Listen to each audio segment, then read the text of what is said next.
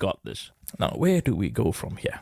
Now, if you remember yesterday, I talked about the macro cup closing at 640, and this was why we were waiting out for that handle, and this handle is exactly as it formed here, right? I mentioned that you had to wait for the handle to start forming, and this was why we got the zombie trade, and this was why we were waiting out for that cup and handle structure in the 1 minute chart, and you see exactly as it happened with the green algorithm. Now, this was when we broke out of that yellow, but you just have to be more mindful because we may return back to that yellow algorithm here. I want you to pay close attention to that. We broke out in that green and subsequently tapered slightly in that orange right here. Pay close attention. I want to talk a little bit about that here. Now, remember what I talked about in yesterday's video. The yellow, although is a weaker buying algorithm, has always brought us up to the highs, but yet once it starts breaking down, it will be a very nice retracement.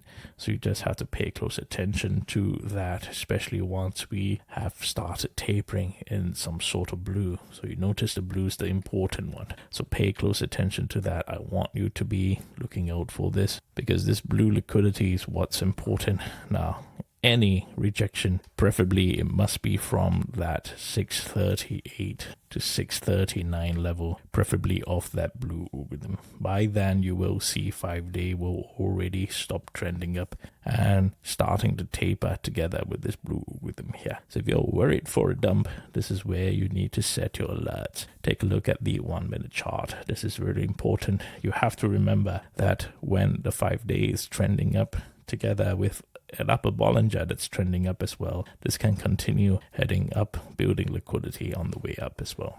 So I want you to pay close attention to that. Now, any early dump, you have to at least look out for that yellow algorithm here where that liquidity can be grabbed. So you just have to pay close attention, 640 and that yellow algorithm. If this wants to head down, you have to look out for the yellow and the blue.